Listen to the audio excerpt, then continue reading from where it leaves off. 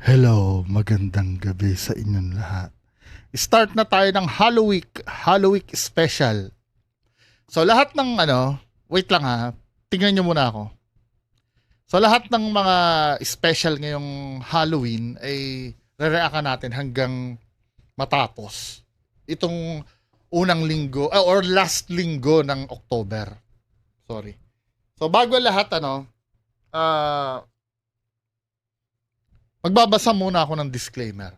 Para walang iyakin, walang walang mau-offend, 'di ba? O, basa mo natin yung disclaimer kasi kadalasan hindi nyo binabasa ito eh. Lagi na lang kayong hindi nagbabasa tapos aawayin mo ako. So, disclaimer ha. Lahat ng sasabihin ko tungkol sa video na ito ay karapatan ko. Katulad nyo, protektado ako ng batas na nagsasabi na meron tayong kalayaan sa pamamahayag. 'Di ba? Meron tayong freedom of speech. Huwag nyo akong pipigilang magsalita. Kalayaan nyo mag-comment ng tungkol sa mga nasabi ko sa video. Kung ano yung mga sinabi ko dito sa video, pwede nyo namang tutulan. Pwede nyo namang granting na pinapaliwanag nyo sa akin kung bakit kayo tututol, no? Huwag nyo rin kalimutan na kalayaan ko din sagutin ang comments nyo. Kasi kadalasan, may magko-comment sa akin, tapos babarahin ko. Ay hindi, ganito. Tapos sasabihin nyo sa akin,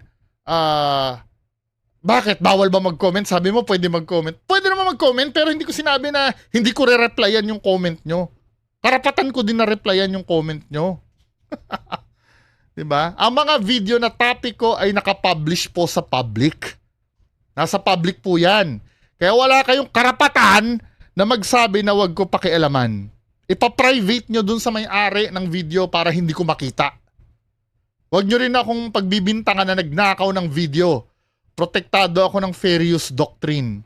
Ano ang fair use? Paki-google na lang. Madali lang naman yan maintindihan yung fair use na yan eh, di ba? Now, bago lahat, shoutout muna tayo. Di ba? Shoutout kay PCCP Tech. Hello. Nasagot na po ba yung kaibahan ng regarding sa multo na Muslim? Oh, may nag-comment sa akin. Si Ma'am Nurse Eileen ba yun? Sa Middle East. Diba? Jinn daw yun, may good at bad. Pero yung mga namatay daw na tao, meron silang holding area. Nakalimutan ko na yung tawag. Sorry po mga kapatid ko Muslim. Tapos yung mga nagpapakita, jinn yun. Pwedeng mabuti daw yung jinn or bad. Yun ang pagkakaintindi ko. Happy Gray Snake, hello. Sir Jericho Dison from Pampanga. Ma'am Sherilyn, kamusta na po? Ma'am Jocelyn Tolentino Silones. Sir Albert Albento. Sir Jeffrey de Guzman. Sir Ariel Cunanan, hello po. Ma'am Kate Perges. From San Jose del Monte, Bulacan. It's Mark, hello po. Sir Julian Lakyan.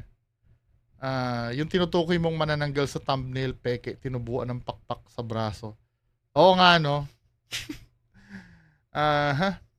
El Chow Pao Gasmiao. Nakataas agad isang kilay, shout out. OBS Flester, hello. Sir Remedios. Ma'am Remedios pala, sorry, Rojeda. Pa-shout out si Leo Marcos, I thought he is sick. Sabing ganun. Sir Philip Sidor, Sir Domingo Arador, Sir Marco at Golden Empire. So yan lang muna yung shoutout natin. Now, uunahin ko muna yung yung sa hindi muna sa KMJS, do sa ABS-CBN muna tayo. Kasi do sa KMJS, nandun ako. Hindi ako nandun literal na nasa video pero nandun kami habang sinushoot yon. Sinama kami dalawa ni Soldier ni Sir Ed para maobserbahan. Kasi kalimitan, di ba, ang sabi, scripted daw yung sa KMJS. Hindi daw totoo.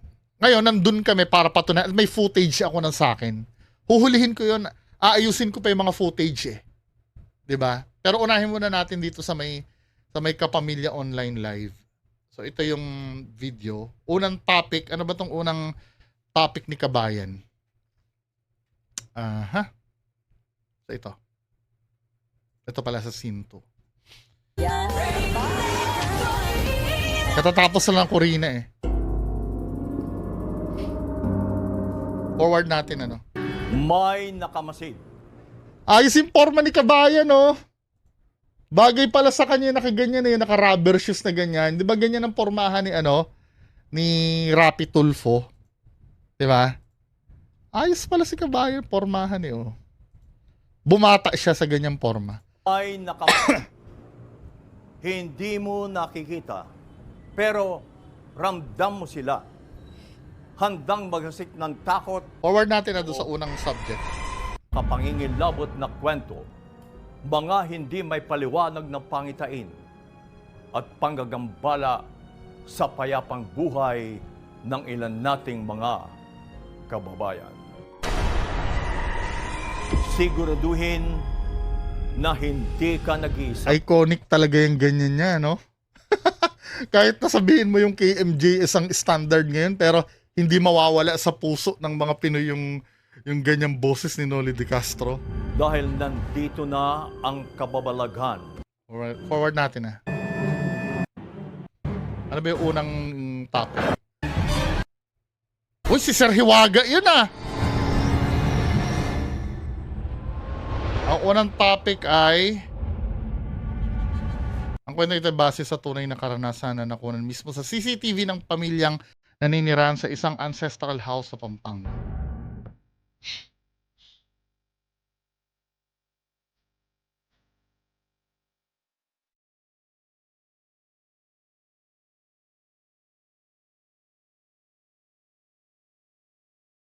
Bahay ng isang pamilya sa Pampanga. Narinig ang tinig ng isang ligaw na kaluluwa.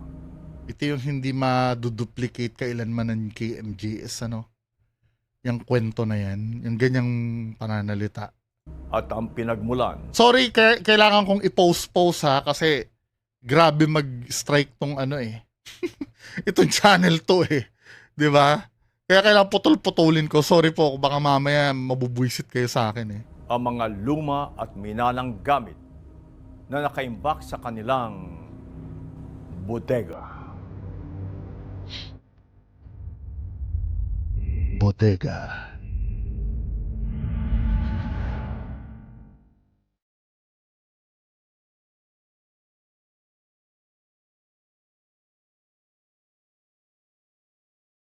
Hindi matatawaran ang mga alaalang nabuo sa bawat sulok ng bahay na ito ni na RJ sa isang bayan sa Pampanga.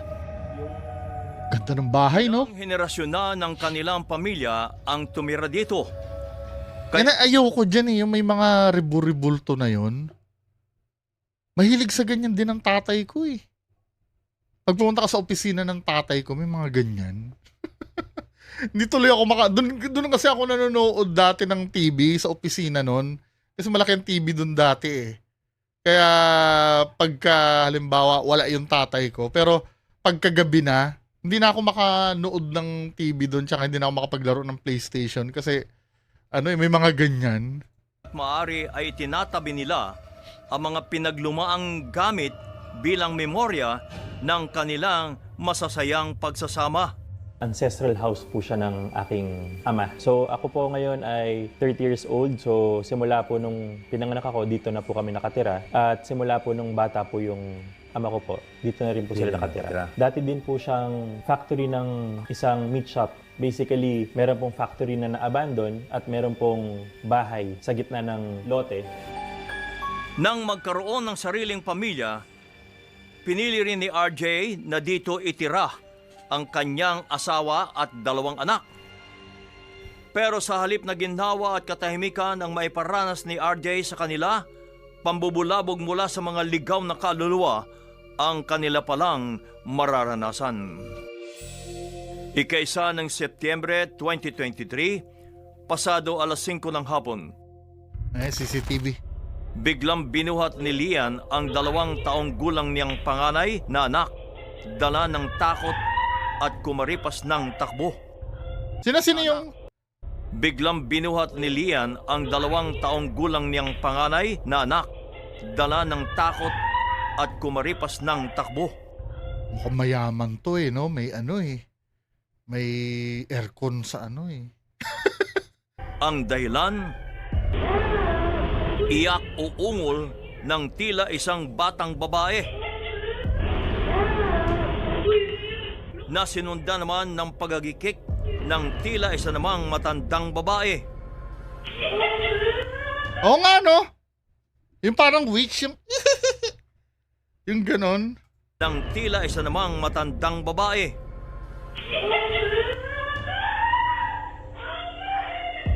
Saan, dito. Ito pong slide po Sa na may to.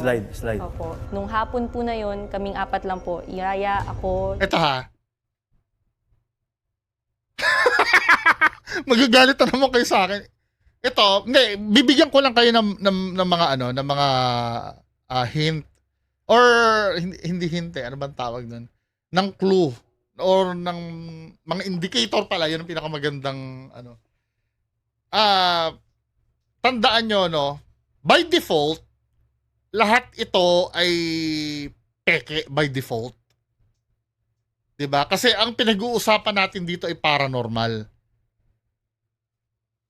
Kasi pwede kasing magkaroon lang ng explanation 'yan. Tutuklasin natin. Pero hindi naman natin pwedeng alisin yung ano, yung possibilities na ito ay totoo nga. 'Di ba? Kaya ang ine-encourage ko, kasi sometimes, no, may nakita tayo CCTV at kinwento nung nandoon. Parang sa atin yon totoo na agad yon dahil kinwento nung may-ari eh, di ba? Pero dapat na naiintindihan nyo na lahat yan ay nanggaling sa kanila. Di ba? Meron kasing tinatawag na personal bias doon eh. Hindi naman sa pineke nila, no? Pwede kasing may explanation din na kung bakit narinig yon. Pwedeng halimbawa, since mayaman sila, mali mo, may tablet yung bata na nag-play lang ng ganon kasi sa pinapanood ng bata or laruan, something. Hindi ko sinasabing yun, ano? Kasi may kukontra na naman dyan eh. Paano ka naging laruan yan? Ang layo-layo naman sa laruan nun. Hindi, pwede. Hindi ko sinasabing yun, pwede. Kaya palalawakin natin yung ano natin. Kahit si Sir Jaime Licao ko yan naman ang sinasabi. Wag muna tayong mag-give in na ito ay paranormal agad. 'Di ba? Maraming possibilities. Kasama na nga doon na ano na pineke nila ito eh. 'Di ba? Pero syempre, gagamitin mo din naman ang common sense mo, no? Ba't naman nila pepekein 'yan? Unang-una mukha naman may kaya sila, anong mahihita nila pag nag-viral 'yan, 'di ba? Pero hindi mo rin naman pwedeng alisin sa isip na pwedeng gawin 'yon. Sa di malamang dahilan, 'di ba? Pero panoorin natin. Ng tila isa namang matandang babae.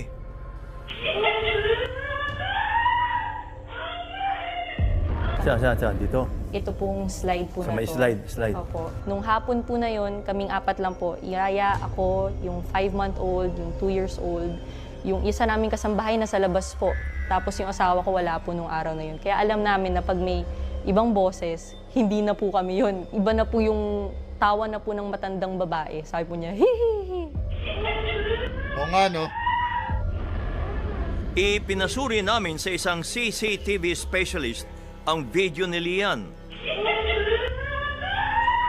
I tried to watch paulit-ulit talaga. So nakita ko dun sa video na very talaga organic yung nangyari. Very raw, unedited. Sige, granting na sinabi ng expert na unedited, pwede naman yun. Kasi kung organic yun, pwede namang nag-play sila ng Bluetooth speaker dun sa loob eh. Organic pa rin yun. Diba? Kasi sometimes nalilito tayo, sinabi ng expert, hindi daw edited. Ang editing kasi nangyayari doon sa video na mismo. Pero yung piniplay sa video, pwedeng may gawing iba. For example, ganito, no?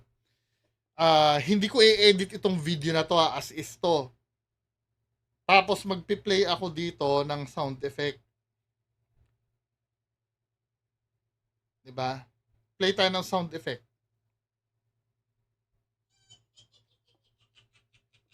May tumatawa, 'di ba? Pero speaker yun ng cellphone ko. Pero itong video na to, hindi to edited. Pero may trickery akong ginawa. 'Di ba? Hindi ko sinasabing trickery yung napanood natin. Pwede. 'Di ba? Kasi baka mamaya, oy, sinabi na nga ng expert, hindi edit. Hindi naman talaga edited eh. Kahit itong video ko, hindi edited to eh. Pero nagawa ko may magpatawa. Galing sa cellphone ko, nag-play ako. Or halimbawa, kung may speaker ako dito, may Bluetooth speaker, gagawin ko. Pwede. 'Di ba? Ang pinopromote ko dito, kahit paano, magkaroon tayo ng konting critical thinking. 'Di ba? Ang mga yaya na mga anak ng mag-asawang RJ at Lian, hindi rin pinalampas ng sinasabing batang espiritu. Nagsabi po si Sir na doon po ako matutulog sa taas sa kwarto nila kasi wala po kasama yung mag-ina. Mga madaling araw, nagigising po kasi ako.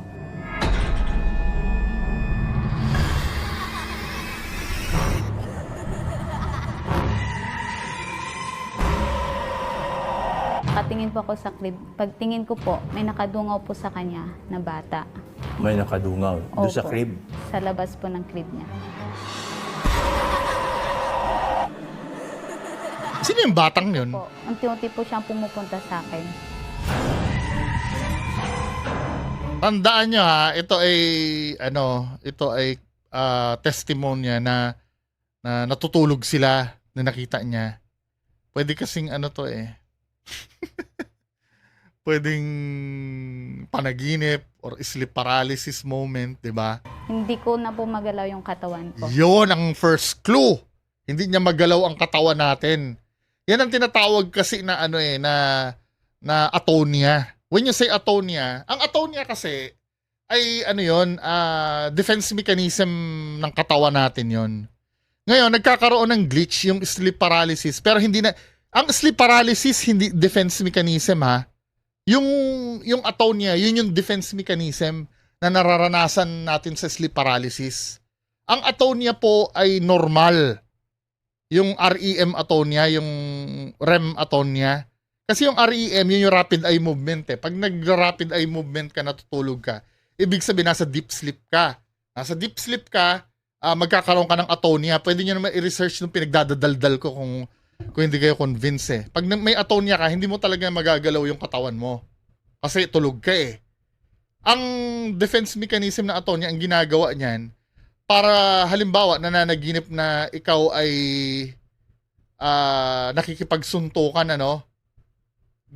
pinaparalyze yung katawan mo para hindi mo maisa-action yung napapanaginipan mo. Yun ang role ng atonia. Kaya lang, ang sleep paralysis kasi, na-stuck ka dun. Dalawa kasi ang bahagi ng sleeping pattern ng tao, isang wake at sleep. 'Di ba? Pag ito yung wake, gising tayo, no? Pagka matutulog tayo, dahan-dahan na magsasara yung wake mo, bubukas yung sleep, ito natutulog naman tayo. Pag sleep paralysis kasi, gising ka, no? Tapos matutulog ka, habang nagtatransition, may stuck sa gitna. So, both active yung wake at sleeping na part ng brain mo. Gumagana yung atonia ngayon. Ngayon, tulog ka, no, pero aware ka sa paligid, di mo maggalaw yung katawan mo. Sleep paralysis yun. At hindi yung defense mechanism. Yun ay glitch ng katawan. Di ba? Yung atonia na nararanasan mo sa sleep paralysis, natural sa katawan natin yun. Na hindi lang mawala-wala dahil nadidetect ng brain mo na naka-sleep ka pa rin, pero yung kalahati ng brain mo gising. Nakikita mo yung paligid. Doon na mag-i-start na magkaroon ng hallucinations. Base sa kwento kasi ni ate dito, sleep paralysis ito. Nag-stuck ba yung video ko? Sleep paralysis ito. Pagpikit ko po, unti-unti po siyang pumupunta sa akin. Hindi ko na po magalaw yung katawan ko. Yon ang number 1 na indikasyon na itong naranasan ni ate ay sleep paralysis. Tingnan natin ang symptoms ng sleep paralysis.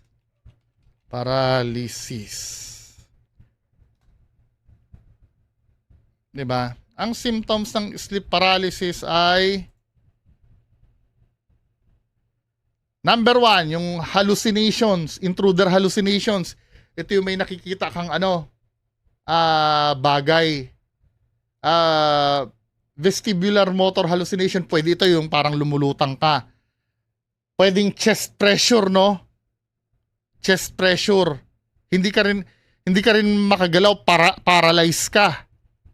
'Di ba? Inability to speak, hirap huminga. 'Di ba? Yan ang mga pattern, lahat yan na experience ni ate. So I therefore conclude na itong naranasan ni ate na hindi paranormal kundi sleep paralysis.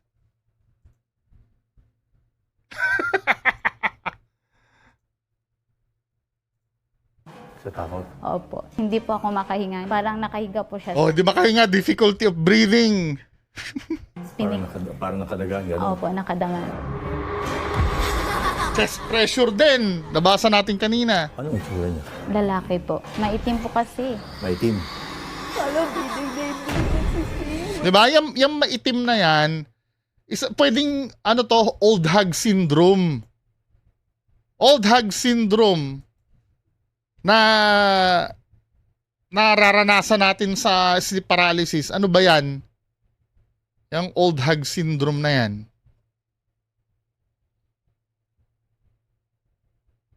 Ayan o. Old hag syndrome. May hallucination dyan, oh. Yan nakalagay dito, oh. Maitim, di ba?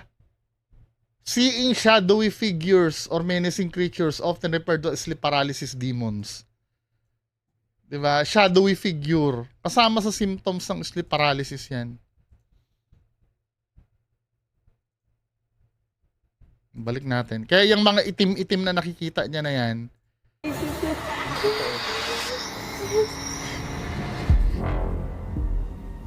Nang makausap ang kanilang yaya kinabukasan, dito na kumpirma ni Lian na hindi lang guni-guni ang batang nakita niya rin sa kwarto.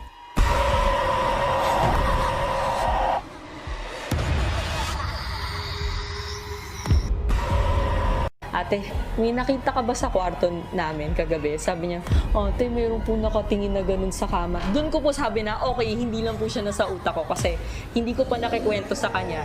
Parehas na parehas po yung sinabi niya sa akin. how sure are we? Hindi, kung totoo naman yun, wala naman ako magagawa. Di ba? Kasi yung sinabi nila na yun, account yun eh, wala namang magpo-prove dun eh. Pwede naman totoo yun. Hindi, to be fair naman, pwede naman totoo, pwede namang due to cold reading. 'Di ba? Nasasabi yung mga ganung bagay. Si RJ may kwento rin sa hindi matahimik na kaluluwang ng isang paslit noong siya'y binata pa. At ang pinsan niya ang pinagpakitaan nito. That was around summertime. Mahilig po kasi mag-computer yung pinsan ko pong yun. So dun po sa aming kwarto, ako po at saka yung kuya ko at saka isa yung kinakapatid po namin, nakahiga na po kami sa kama. Tamo. May tungkol sa sa pagtulog na naman.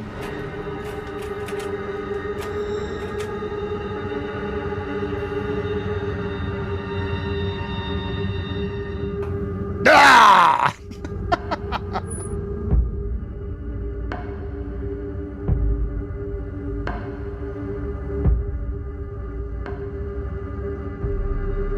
Wala pa dun tayo sa investigation, ah.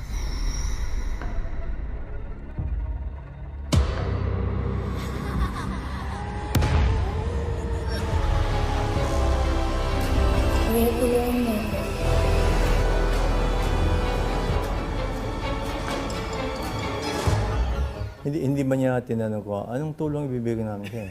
Hindi gano'n. Siguro po sa sobrang takot niya po, dahil Hindi niya naisip yun. Hindi po kabayan. Dahil po siguro yung takot na po niya na naig.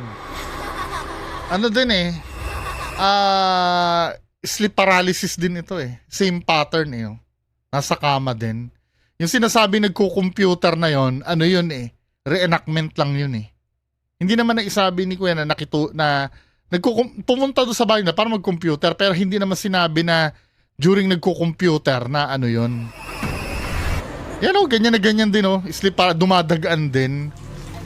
Sa paintulot na rin ng mag-asawang RJ at Lian, nagdala kami ng spirit medium at healer sa kanilang tahanan upang maunawaan ang pakay Sino to si ate? Mukhang legit to si ate. ng mga ligaw na nilalang. Kasama ho namin si Prey, Legit yan, legit, legit. yung Legit.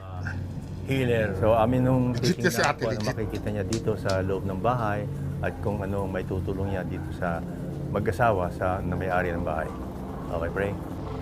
Okay. So, let's start. Legit, legit yan si ate, legit. Dito pa lang sa labas, medyo madami na akong nafe-feel. I'm Dami. not feeling only one spirit, but medyo madami po sila. Madami. Oh my God. Dami. Ito yung yung sa dating niya, sa dating episode ng Kabayan, ito yung sa condominium naman, di ba? Siya din yun. May 3 po ako nakita dito. Yeah. Mga bata. Ito mga men, no? Kidding aside. Ito kasing napapanood natin na to, yung ginagawa ng medium na yan, ay typical na yan. Hindi ko sinasabing fraud si ate. Malay mo, legit naman si ate, no? Mukhang legit maganda eh. Mukha naman siya legit. I mean, hindi ko sinasabing hindi siya legit. Kaya lang, yung ginagawa ni ate na ganito, yung bubukas ng... Pwedeng gawin ng kahit na sino yan eh. Kahit walang power eh. For example, si Third Eye, di ba? Ginagawa ni Third Eye si Jeff. Oy, Jeff ha, yari ka. Ginagamit mo si Sir Ed sa mga pang-i-scam mo. Yari ka, boy. Anyway, pagpatuloy na natin dito. Ano ba, nasa na ba ako? Yun nga, lahat kasi pwedeng gawin yan eh. Yung pagbukas, may nakita ako dito. May nakita akong ganun. Pero, wala kasi magpo-prove na may nakita talaga siya doon. Kaya, syempre, it's up to us. Kayo din kung naniniwala kayo dyan, din naniwala kayo. Diba? Pero mas maganda sana, hold muna yung paniniwala, observe muna tayo. Kasi kahit sino pwedeng gawin yan eh. Na, kahit ako, kaya ko yan eh. Yung magbubukas akong pinto, may nakita ako mga 3. Diba? Dami. May 3 po ako nakita dito. Yeah. Mga bata.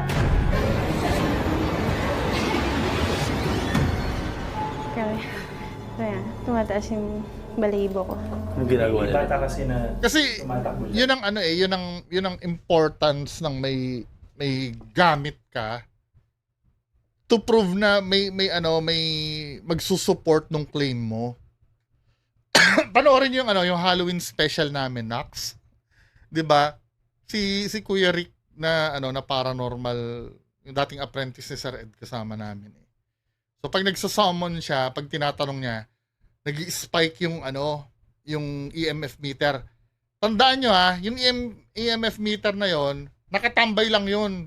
Kahit ako nung nag-alone challenge ako dun sa building, hindi pumapalo yun. Walang pumapalong EMF meter. Pero nung time na nagsa-summon si Kuya Rick, pumapalo. 'Di ba? Sa akin, compelling yun. Hindi ko sinasabing paranormal, pero compelling. 'Di ba? Inulit ko hindi ko sinasabing paranormal kasi meron naman magsasabi diyan na porket ako ang gagawa ay totoo na, 'di ba?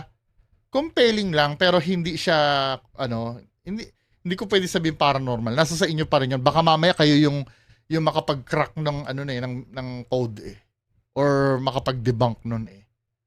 'Di ba? Anong ginagawa nila dyan? Never namin na-confirm kung isa or dalawa. 3 sila. Yung bata? Oh my God, ayun, narinig niya? Anong ginawa? May ginalaw siya na gamit sa loob. La, joke lang. Kadalasan, ito yung favorite spot niya. Dito sa hallway. So, minsan kung may maririnig kayo na tumatakbo. Hindi, kinold reading mo na ate eh. Kasi nung nagkikwento, di ba, nauna si, tamo ha?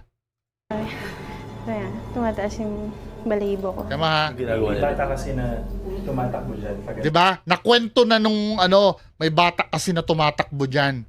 Di ba? Nakwento na, na-absorb na ni ate yon. Now, pag, Anong ginagawa nila nung siya yung magre-reading na, amo ha, sa kanya ngayon sasabihin, Ito yung favorite spot niya. di ba? Sabi niya, ito yung favorite spot niya. Kasi narinig niya na na doon sa mga may-ari ng bahay na may batang tumatakbo-takbo daw doon. Cold reading. Ito sa hallway. So, minsan kung may maririnig kayo na tumatakbo, siya yun. It's, I guess, 4 years old na babae. Pwede po ba ito pasukan? So, meron talaga kayo nakikita gano'n. Parang maliit po talaga na figure, pero never po namin. Nakita mo ka. So baka po yung... Pero hindi niya tumatakbo. Baka po yung sa slide po. Yung Sa slide.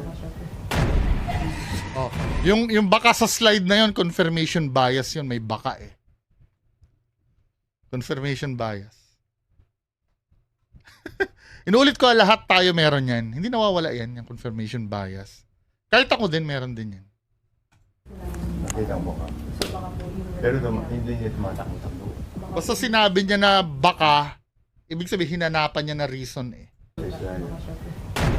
So, confirmation bias. Dito naman,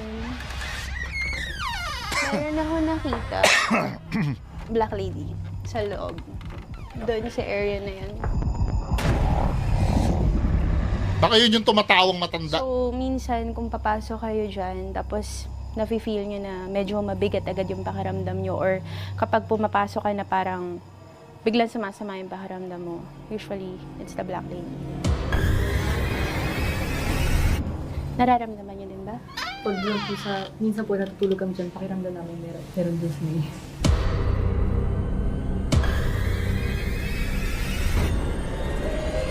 Pero mukhang leaning towards ako na nagsasabi ng totoo tong ano ha, itong pamilya ha.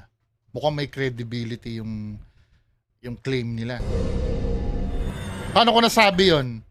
Kasi ano mararamdaman mo sa ano sa the way silang kumwento eh. Enthusiastic sila eh. Hindi sila yung meron diyan, meron, 'di ba? Dinasabi ko lang, mukha lang naman. Di ba? Suggestion ko po, siguro i-lessen nyo yung furniture inside the house. Kasi minsan, doon sila na-attach. Doon sila minsan tumatambay. Sa feng shui din eh. Di ba? Hindi makakapag-flow ng maayos yung chi. Pag ganyan. Pag-akyat namin sa ikatlong palapag sa attic ng bahay, tumambad sa amin ang mga nakaimbak dito na iba't ibang kagamitan at mga damit. Baka mamaya mag-yard sale kayo. May kasamang kaluluwa. Bakit nyo po napag-decidean na ilagay yung mga damit dito?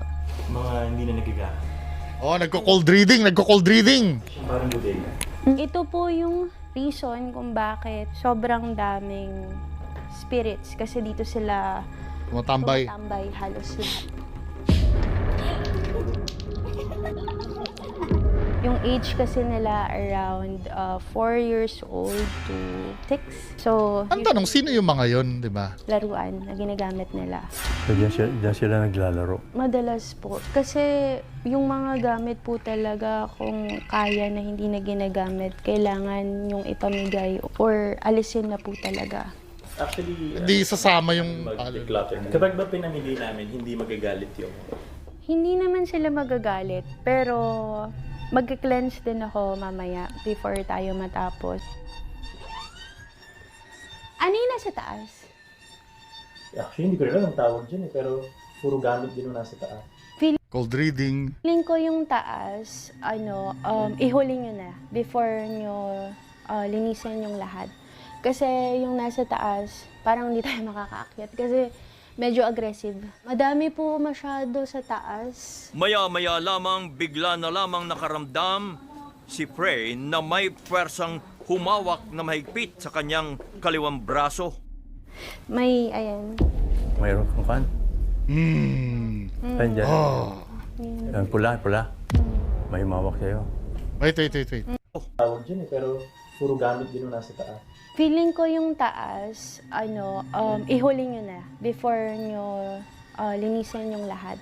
Kasi yung nasa taas, parang hindi tayo makakaakyat kasi medyo aggressive. Madami po masyado sa taas. Maya-maya lamang Hinawakan niya ba yung ano niya? Kasi medyo Yung tumingin sa taas? madami po. Hinahawakan niya yung ano niya eh, oh. Yung ganito. Saan ba dito? Yung ganyan niya eh. Nakaganyan siya eh, oh. Sorry ha. Kasi, tama ha. Pwede niya kasing pinipinch na yan eh. Hawak-hawak niya na yan eh, oh. Tapos nung biglang sasabihin niya, Masyado sa taas. Maya-maya lamang bigla na lamang nakaramdam si Prey na may pwersang humawak na mahigpit sa kanyang kaliwang ayun oh, braso. hawak-hawak niya na eh. Huling-huli. Pwersang humawak na mahigpit sa kanyang kaliwang Hawak-hawak niya na eh. braso. May, ayan.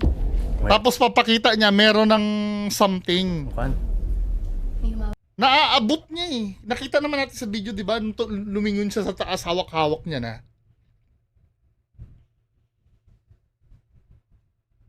Hindi, pwede nyo naman sabihin, no? Hindi, kaya niya hinawakan yon kasi, naramdaman niya na. Pero hindi eh. Hawak-hawak niya na yan eh. alin dyan, alin dyan. Yan, pula. May- Abot ng kamay mo, ma'am eh. So, ayan siya. Abot ng kamay mo. Oo nga, ano. Ayaw nila magpaakyat. Ayun. So, kapag Pinarangan tinuloy siya. ko, may tendency na Misdirection yung ginawa ni ate eh. Bago siya tumingin, nakaganyan na siya sa kamay niya eh. Ganun, no? Di ba? Ate naman eh, legit ka, di ba? Anyway, tanta ko. bahala, Actually, ito ha, bahala kayo kung papaniwalaan nyo si ate. Wala pong problema sa akin. Paniwalaan nyo. ganyan. If i-describe ko siya, pulang-pula yung mata niya. Abot eh. Tapos may sungay siya. Abot mo eh. Okay lang sana ito, maniniwala ako, no? Kung sa likod yan, banda dito mo sa likod na pula. Pero kung dito yan, abot ng kamay mo at nakita natin na hinawakan mo. Di ba? Ang lugar na ito na may dingding na salamin ang tinutukoy ni Prey kung saan niya nakita ang mala demonyong nilalang. Yung gagawin po natin ngayon, magki-cleanse tayo. Nagpasa na si Prey na mag-cleansing sa bahay sa pamagitan ng pagsisindi ng kandila at pagdarasal. Wala naman din po akong nakikitang harm na mangyayari dun sa mga kids nyo. Okay naman. And sa inyo din kasi I already put a protection. So, everything is going to be fine. Ano nangyari dito? Okay lang hawakan kita. Pero napansin kong tila nahintakutan at kinakabahan pa rin si Lian. Ano yan? Shared, ano na yan? Shared symptoms. Kanina kasi, sabi Oh. niya, nung nasa third floor tayo, para daw may tumutusok dito sa part na yan. Tapos ayaw mawala. Kanina talaga parang merong, ewan ko, kuko o... Ganun din sa akin, sharp. Never po ako na nakaramdam ng physical na... Ano yon? Psychological mo lang yan ate. Kasi nga may naikwento si ate kanina. So ang tendency nun, parang ano yan eh, pwedeng mass hysteria yan eh. Shared symptoms psychologically. 'Di ba? Kahit syempre makaramdam ka ng konting something, iisipin mo, ganun din yung nangyari sa iyo nung naramdaman mo yun. Pwede kasing kulang ka lang sa sa vitamin B complex. 'Di ba? Isa sa symptoms ng lack of vitamin B complex yung tusok-tusok. Lahat na lang inano no? Gagalit kayo sa akin pag nagaganon ako. Parang... Hindi, nag-o-offer lang po ako ng scientific explanation. Now, kung totoo yan, di totoo. Wala naman akong... ramdam ng espiritu. Yun lang po. So, nangyari ba siya nung time na may kumalmot sa akin or Cold reading. pa? Parang moments after lang. Ayon kay Prey, isa lamang ang nanakit sa kanilang dalawa ni Lian. Ba't tinatanong mo kung nangyari yun nung tapos ngayon sasabihin mo, isa lang ang nanakit, di ba? kinold reading mo muna bago mo i-confirm. Feeling ko kasi yun yung sign na pinapakita na malakas ako pag kayo lalapit sa akin. So buti na lang hindi tayo tumuloy dun sa taas kasi kapag tumuloy tayo, yun yung iniiwasan natin kanina. We don't want anyone na may possession. Hindi nangangahulugang lumang bahay ay dapat na umanong katakutan. Subalit inaangkin at lumalakas ang kapit ng mga hindi may paliwanag na Kaya ayoko rin talaga malaking bahay no? Sari-sari may imagine mo dyan lang sa isang lugar kung nakakita sila ng pagkakataong mamalagi dito. One way lang talaga para ma-avoid na mag-attach yung mga spirits is to declutter the things that you're not using. Yun talaga yung pinagmumulan kung bakit dumadami yung mga spirits na hindi naman talaga natin intensyon na kasama sa bahay. Nananakot bigla yan. Nananakot bigla yan. Napag-decide namin na after nito, unti-unti naming dideclutter yung bahay na nasabi niyang pinag-attach siya na ng mga spirito.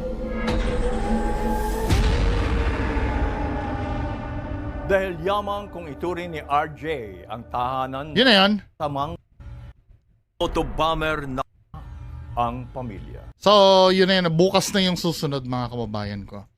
Anyway, anong verdict ko dito? Feeling ko genuine naman yung concern ng pamilya. Pero do sa CCTV part, no? Maybe lang yon, hindi siya paranormal for me. Kasi kung paranormal sa kanya, sa akin, kung paranormal, kadalasan ang naririnig kong ganyan,